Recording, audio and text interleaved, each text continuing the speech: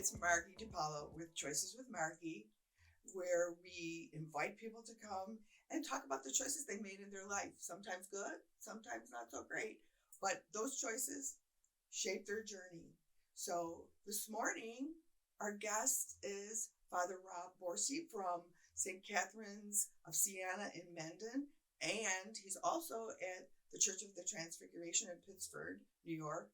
Both of those churches are from the Diocese of Rochester, the Catholic Diocese of Rochester. So, Rob, you and I met when we were in the social justice group called Just Faith. That's where we first met, where we all voiced our opinion about politics and we became bonded. So, anyways, welcome. Thank you, Margie. I'm very happy to be here. And it was a great introduction to be with my new friend. Now we have a many-year relationship with each other, and Just Faith was certainly enlightening for you and myself and the group that came together, and our two leaders too. I mean, Joy and Judy were phenomenal. The funny thing was, when we met, I was the first one to do the introduction of why I joined Just Faith, and I just went for it. I was like, I'm here because I don't like the politics and blah blah blah. And then everybody was like, I thought, oh my God, someone's gonna say, you need to be quiet. And everybody said, I'm here for the same reason. And I was like, yay, we're all gonna get along. But really, I wanted you to come in and talk about your choice and your journey to become a Catholic priest. Okay. And especially what your journey is today, because I think it's not easy. And you know what, too? You know what I was thinking, the two, is our choices to become Catholic really weren't our choices. No, they weren't. I just like to start maybe and talk about how I grew up. My family was Roman Catholic and practicing, but not zealous, whatever, over the board. Or how many kids are in your family? It was my mom and dad, and I had a younger brother. And you were in Rochester? I grew up in Rochester, New York. My parents grew up in the 19th Ward, right across the street from each other, Irvine Heights, and they were part of St. Monica's Church, which is on Genesee Street. And that's where I was baptized. And then my family moved, oh my God, people don't like to say it, but across the Genesee River. They were on the west side. I have family that grew up in Penfield and Pittsford. Anyways, doesn't matter. My parents were great because we went all over the town, so we traveled. So anyways, I grew up Roman Catholic. My home parish was Holy Ghost, and I went to grammar school there. Loved it. Went there for all 8 years. I had a great experience. And then I made the big diverge and went to public school, Churchville Charlie High School, which I have to say, I just want to put this out here, with all the public schools and whatever their themes are, whatever, their sports teams, Churchville has always been the home of the Saints. So there you go. So when did you know you wanted to be a priest? That's, I still reflect on that. After high school, I was always interested in art and advertising. Yeah. My uncle, Bren, had his own advertising business, and that's something that I was really drawn towards. So I went to RIT for graphic art, and I really enjoyed it, but I will say my senior year, my mind was going in different directions. Is this something I really want to do? And I was a commuter. I did not live on campus, so all my best friends lived on campus, and we're still close, which I'm very grateful for. But as time went on, I mean, I was involved in my parish, and I'm just gonna say I felt a little tugging in my heart and my spirit. Is this really what I want to do, or is there something else for me? So I started to toy and think about, I don't know, ministry, priesthood. Was there a priest that influenced you? Well, were you going to church regularly then? I was okay. Going to church regularly. So this is kind of interesting. 3 of my best friends from college. George was retired. He was graduating. In that particular year, 1975. I know I look so young. Don't want to date myself. But anyways, 1975, George was graduating. And 2 of our friends, Cindy and Lisa, who Cindy's now married to George, nonetheless, one day at lunch. All these people know who Cindy and George are, right? So one day at lunch, we're sitting there thinking, talking. He's going to take a job in Germany with one of his fraternity brothers' father. And so we decided we're going to go to Europe. Now, I'd never gone anywhere in my life, never flown at that point. But anyways, so why are you telling all this? So, college, going off, had a great time. But towards the end of my college path, I had this tugging. I don't know how to explain it, but I had a tugging in my heart and my spirit to think, is this really where you want to go into the world of advertising, or is there something else? Did you go talk to anybody to say, give me some guidance on? I did. So one, I had 2 very good friends in the parish. So one being Peter Clifford, who, when I came home from Europe that summer, the pastor at Steinkircher said, go talk to him. I think he's got a vocation. So anyways, Peter came up to me. And then another very dear friend who was a deacon too. Peter was a deacon in our parish then. Jim Sowers came. And they both had strong influences on me, and just by their person, their prayerfulness, and I admired what they were doing. And so you asked if I taught to other people. So I knew my whole life had been planned out, so to speak. And I knew my mother would not be happy about this. Oh, really? No. Because usually mothers are like wanting their sons to be. My mom, oh God, she was very, very, very, very Catholic. Very Catholic. I mean, we had to say the rosary and all that stuff. But I would think a lot, especially in those days, moms wanted their sons to be. Well, my mom was, really I have to say, I kind of grew up thinking I knew exactly what I was going to do. And wanting to be married, have a family. I grew up in a small household. Don't ask me why, but I always wanted to have 8 children for some reason. And I wanted to adopt children too.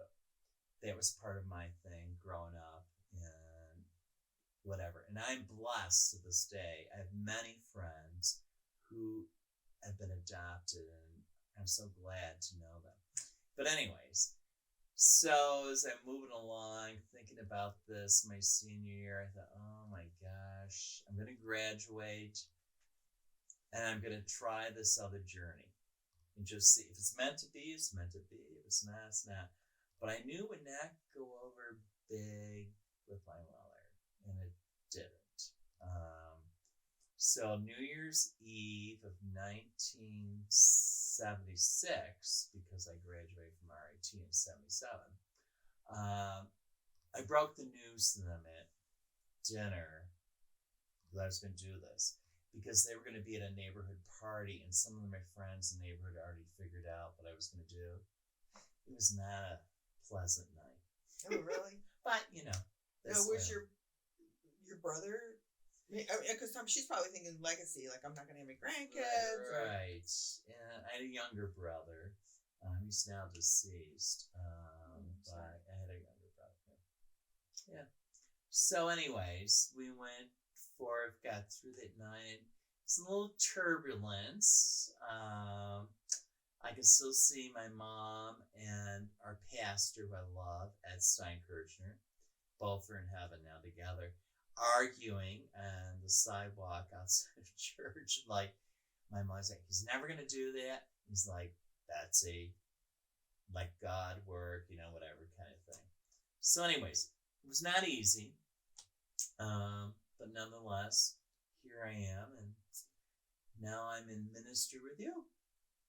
And I'm grateful for that. Well, you went all the way from deciding to being at St. Catherine's and Transfiguration, because you've been in other parishes too, haven't you? Right. Yeah. So I was ordained almost 40 years ago, November 11th, 1983, at St. John of Rochester in Fairport. Oh, okay.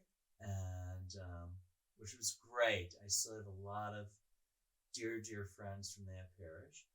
And then I was in Ithaca, in Immaculate Conception, for 3 years. My husband went to Cornell. Oh, there you go. For his MBA. Go Big Red. I know. He went to San Diego State, and then he went to Cornell on a scholarship. And Ithaca's kind of a different kind of town. Very liberal. It's very, really liberal. Well, I can tell you, it's so funny. You talk about Ithaca, too. And we talk about townies. Oh, definitely. Oh, my God. I loved it. So I'm going to throw out there. So when I was there dating myself, we had somebody come into Cornell to give a presentation. And I wrote this individual, inviting her if she wanted to come for lunch or breakfast at the parish, whatever, it could work out, blah, blah, blah.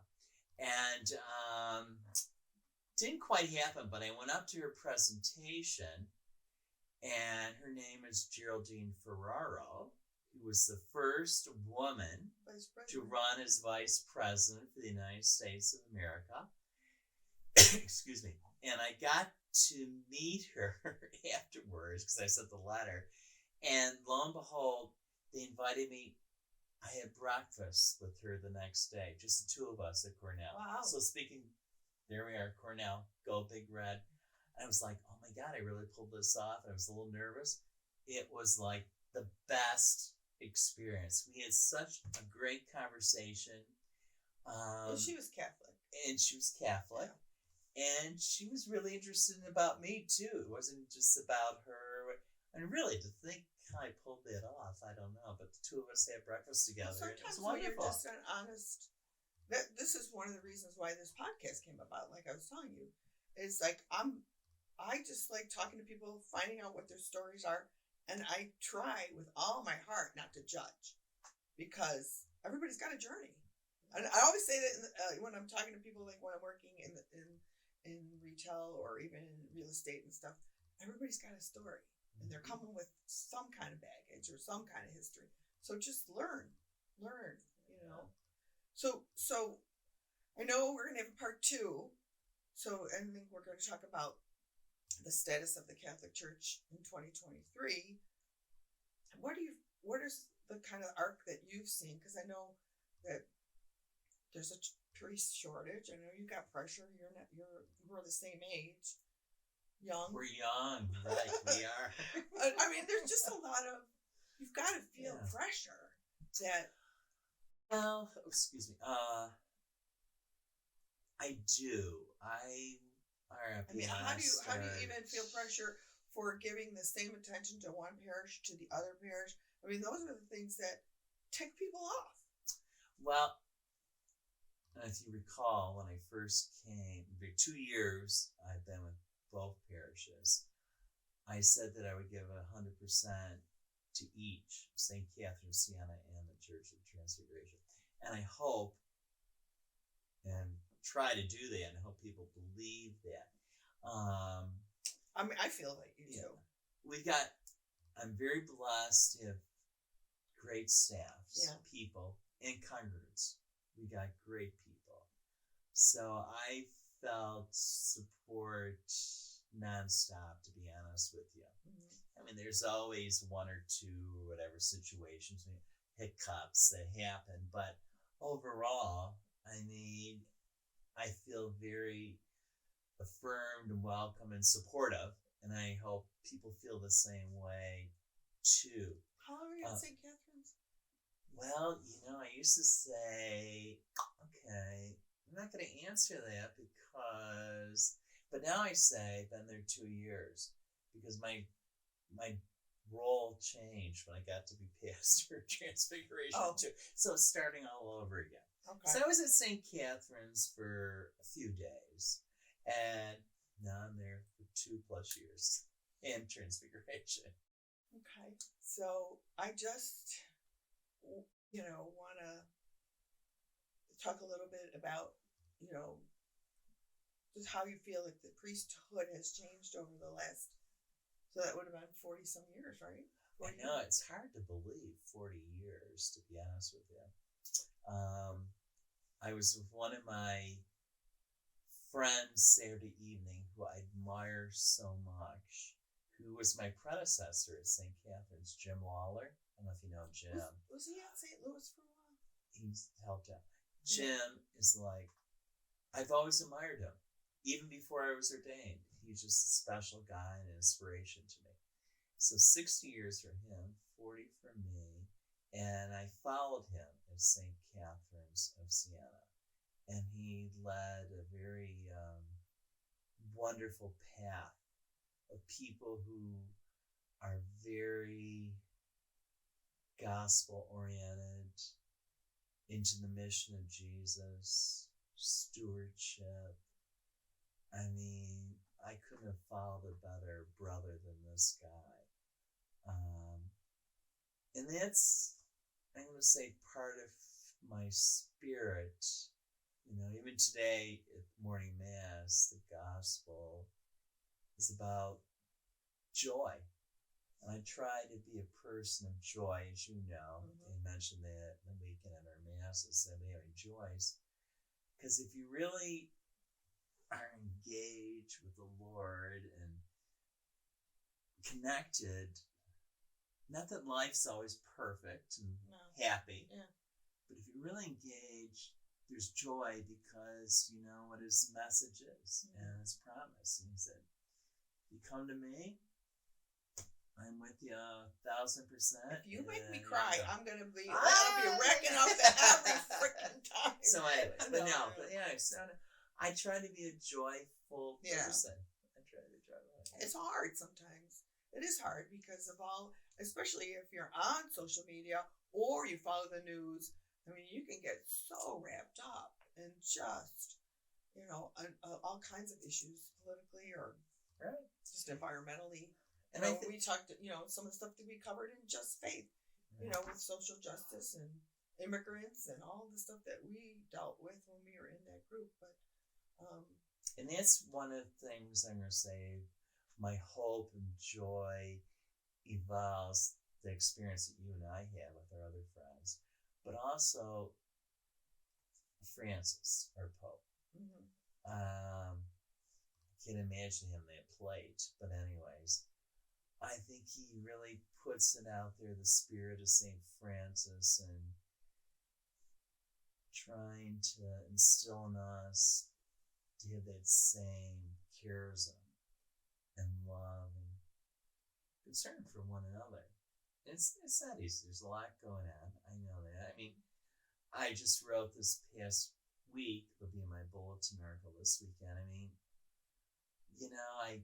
I grew up as a young kid and got in the wrong car at church, got in the back seat, and people looked at me like, who is he? But I'm Caucasian, nobody shot me.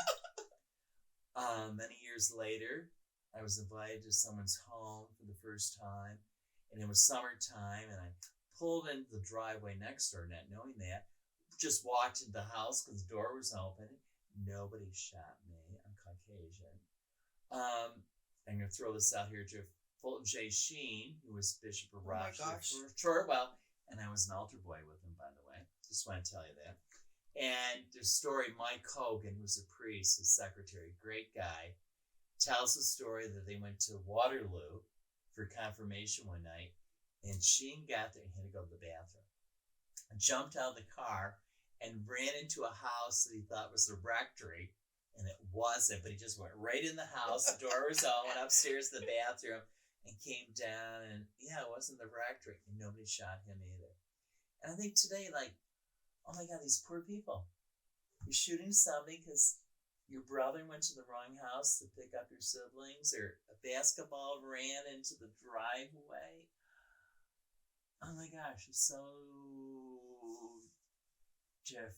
And I think, okay, what can I do? How can I use my voice, your voice, Margie, you and I from Just Fate, to help heal all the crap that's going on in our world. Kevin always says I should run for office. Kevin, my husband, says you should run for office. I said, oh my God, I would be, when I would give my speech, it would be like beep, beep, beep, beep. They have to bleep me out so much. I know. Okay. It would not be cool. But I'll support you. Yeah. Oh, thank you. Oh, that would be, I get one vote. Oh, you get more than one. But anyways. We know people. Well, I want to make sure we save some of our conversation for part 2, where I really want to get into where you see the future of the Catholic Church. You know, not so much just your journey, but the church itself. Because, you know, me being a cantor, I'm up there looking out at the congregation. What a blessing on Easter Sunday to see a full church. I mean, full. And I just want to explore that in part 2. Okay, sure. But thank you for telling us about your decision to become a priest and your journey. And we're going to talk in part 2 with Father Rob Bourcy. So stay tuned for part 2. Thank you for coming. If Thanks you don't for get to having me. see part 2, thank you for coming for part 1.